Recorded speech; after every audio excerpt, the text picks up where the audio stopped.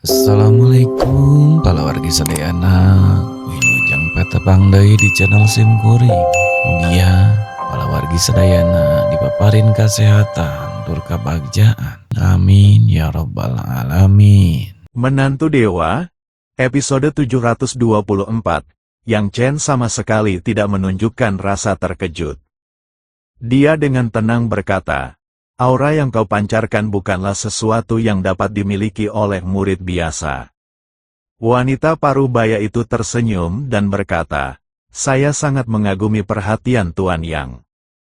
Tidak heran kau menanyakan kepadaku sebelumnya apakah para murid yang ditugaskan untuk melaksanakan misi itu sudah diatur. Ternyata kau sudah mengetahui identitasku." Setelah mengatakan itu, dia mengulurkan tangannya yang cantik kepada Yang Chen. "Izinkan saya memperkenalkan diri. Saya Luo Yu, pemimpin sekte penjinak hewan buas. Suatu kehormatan bertemu dengan Anda, Tuan Yang." Yang Chen mengulurkan tangan dan dengan lembut menjabat tangannya. "Nama saya Yang Chen, hanya orang biasa, ketua sekte Luo Yu. Anda bisa memanggil saya dengan nama saya saja." Luo Yu lebih tua darinya dan selalu memanggilnya Tuan, yang membuatnya sedikit tidak nyaman. Luo Yu tidak menolak. "Baiklah, teman muda Yang Chen." Semua orang di sekitar mereka menatap mereka berdua dengan mata terbelalak. Bai Hua mengulurkan tangan dan mencubit pinggang Yang Chen.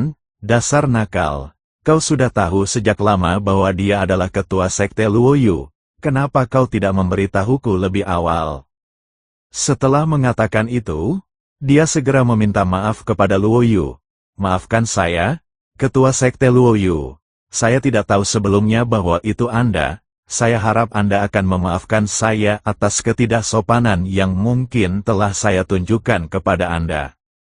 Luo Yu meletakkan tangannya di bahu Bai Hua, tanpa sedikit pun nada menegur, "Jangan terlalu formal, kita semua keluarga. Nona muda Bai telah membela saya selama ini, saya sangat berterima kasih." Bai Hua tampak sangat pendiam saat ini.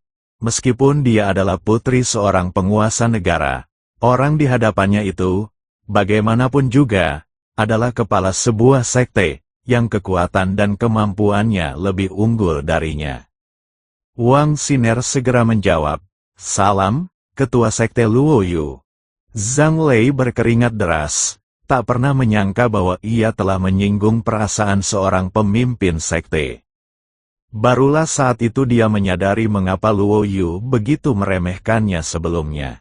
Karena Luo Yu memenuhi syarat, pemimpin sekte Luo Yu. Saya tidak tahu itu Anda barusan. Saya sangat menyesal telah menyinggung perasaan Anda. Mohon maafkan kekasaran saya."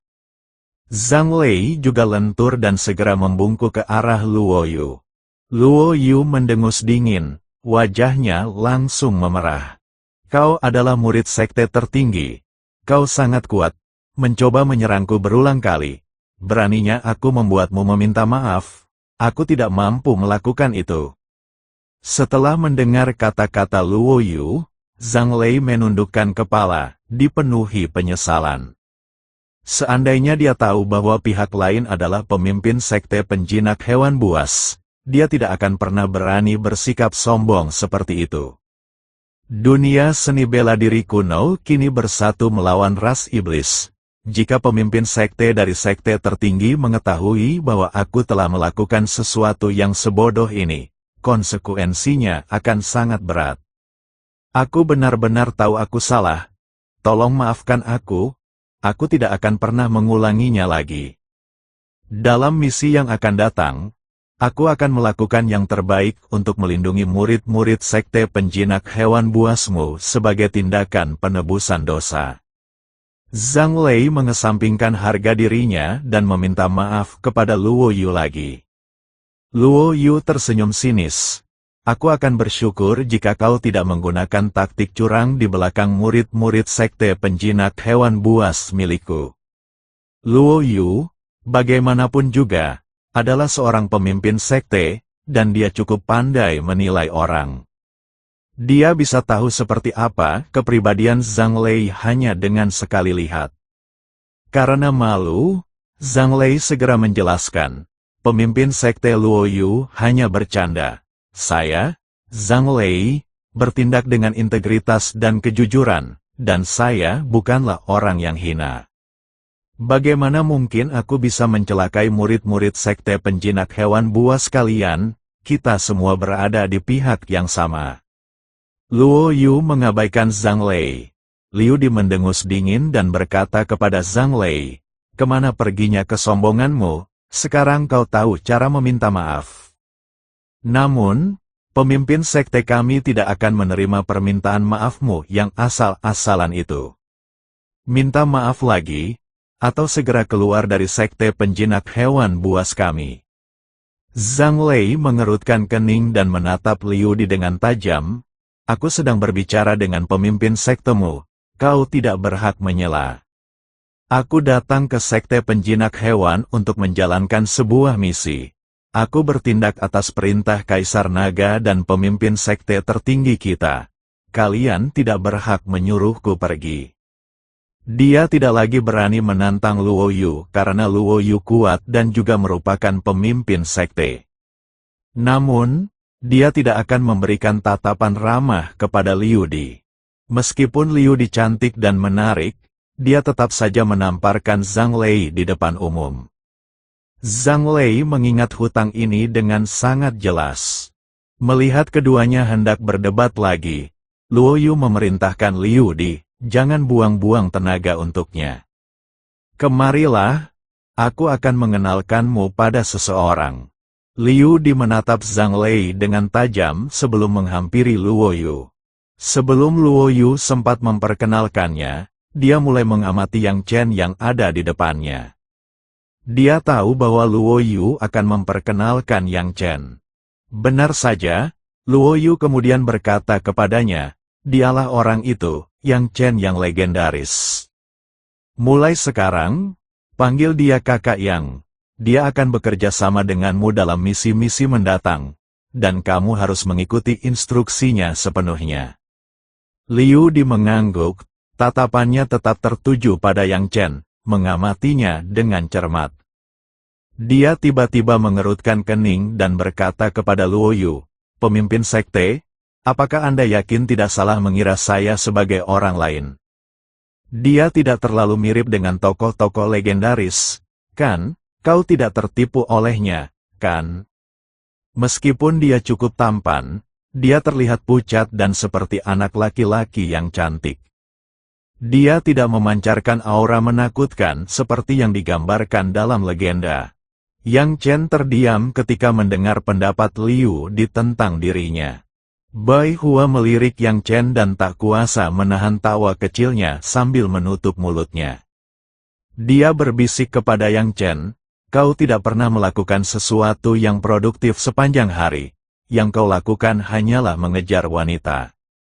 Lihatlah betapa parahnya keadaanmu sekarang, tubuhmu lemah dan wajahmu pucat. Kau bahkan diperlakukan seperti gigolo oleh wanita muda dari sekte penjinak hewan buas itu." Yang Chen menatapnya tajam, "Jangan bicara omong kosong." Bai Hua mencibir dan menatapnya dengan kesal. Wajah Luo Yu memerah, dan dia dengan marah menegur Liu Di, "Diam, jangan bicara omong kosong. Jika kau berani lagi tidak menghormati teman muda Yang Chen, aku akan mengurungmu di sel isolasi, dan lupakan saja menjalankan misi lagi. Cepatlah minta maaf kepada teman muda Yang Chen." Liu Di mundur, tak lagi berani mengomentari pendapatnya tentang Yang Chen. Meskipun masih ada sedikit keraguan di matanya, dia tetap sedikit membungkuk kepada Yang Chen dan berkata, "Maafkan saya."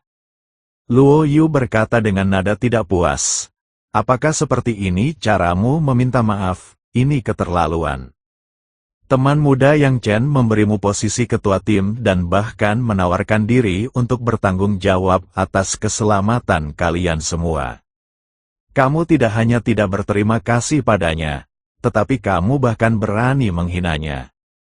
Liu Di tidak mempercayai semua itu, dan kebenciannya terhadap Yang Chen semakin bertambah kuat. Dia bergumam pelan, Semua ini gara-gara bajingan ini aku dihukum oleh pemimpin sekte.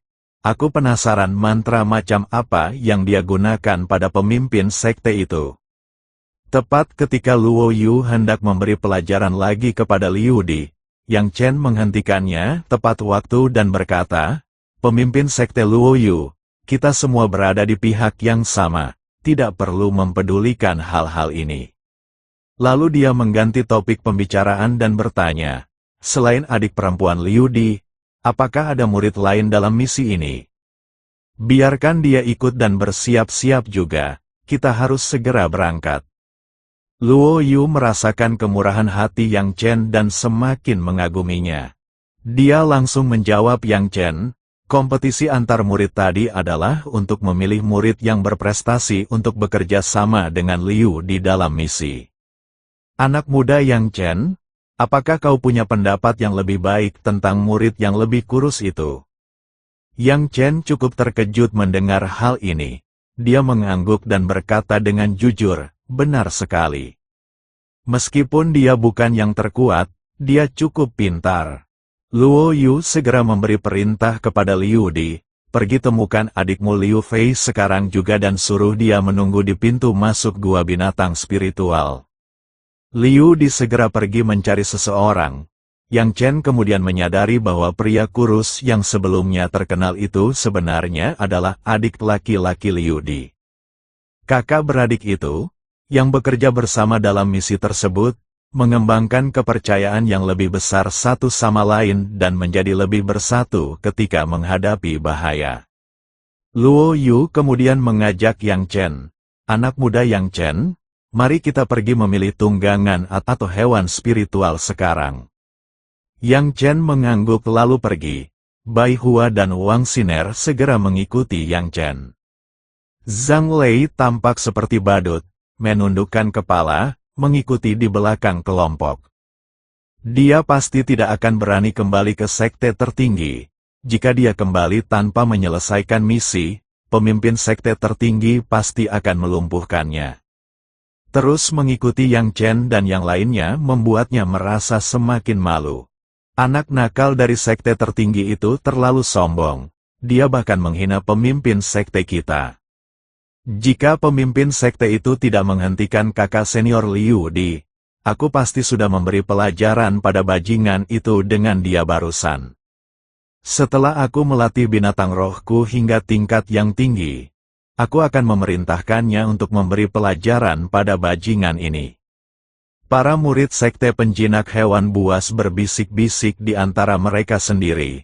Mata mereka dipenuhi kebencian saat mereka memandang Zhang Lei seolah-olah ingin mencabik-cabiknya.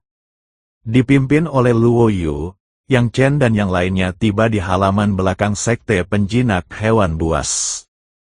Di sini terdapat banyak gua, tangisan berat dan menyeramkan bergema dari segala arah, berasal dari makhluk-makhluk roh di dalam berbagai gua. Suaranya memiliki daya tembus yang sangat kuat, yang jelas menunjukkan bahwa itu bukanlah binatang buas biasa. Di pintu masuk sebuah gua, Liu Di berdiri bersama seorang pemuda, yang tak lain adalah Liu Fei yang kurus dari arena sebelumnya. Begitu melihat Luo Yu, Liu Fei segera melangkah maju dengan hormat dan berkata, "Pemimpin sekte, apa instruksi Anda?" Luo Yu berkata, "Kau dan Liu Di akan melaksanakan misi mengawal tunggangan binatang spiritual. Selain itu, selama misi, ikuti instruksi Yang Chen dalam segala hal." Liu Fei cukup pintar. Dia tahu bahwa pemuda yang sangat dihargai oleh Luo Yu itu pastinya bukanlah orang biasa. Ia segera membungkuk sedikit kepada Yang Chen. Sikapnya sangat rendah hati. "Halo, kakak senior Yang, saya Liu Fei. Saya akan bekerja sama dengan saudara perempuan saya untuk sepenuhnya mendukung pengaturan yang dibuat oleh kakak senior Yang." Yang Chen tersenyum ramah. Seketika itu juga, Yang Chen berkata kepada Bai Hua, "Berikan masing-masing saudara kandung sebuah pil pengembalian jiwa." Dia sudah membagikan semua pil pengembalian jiwa miliknya. Jadi sekarang Bai Hua harus mengantarkannya. Dia melakukan ini bukan untuk menyenangkan kakak dan adiknya. Sebaliknya, ia lebih menghargai kakak dan adik itu, dan mereka akan menjalankan misi itu bersama-sama, yang pastinya akan penuh dengan bahaya. Jika nyawa mereka dalam bahaya, pil pengembalian jiwa dapat menyelamatkan nyawa mereka dan memberi Yang Chen kesempatan untuk merawat mereka.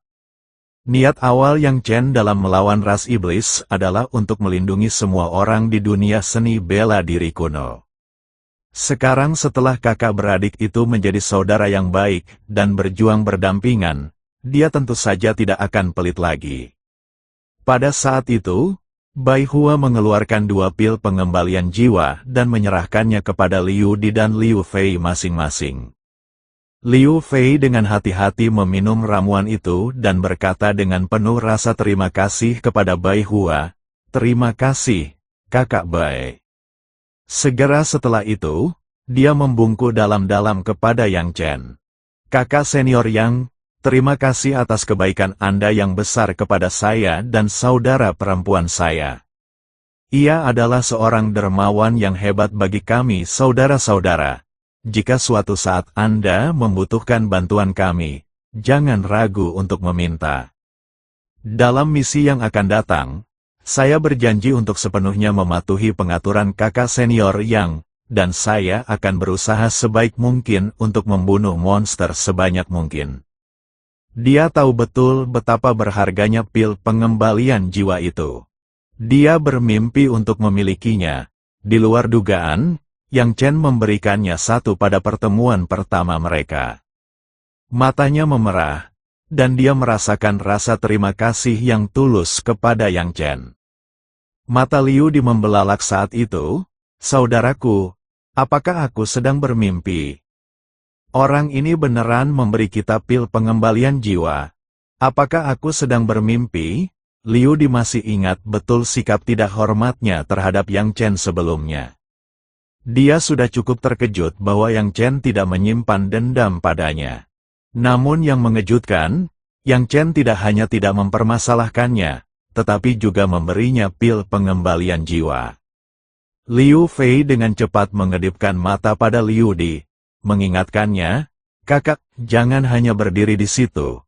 Cepatlah berterima kasih pada kakak Yang."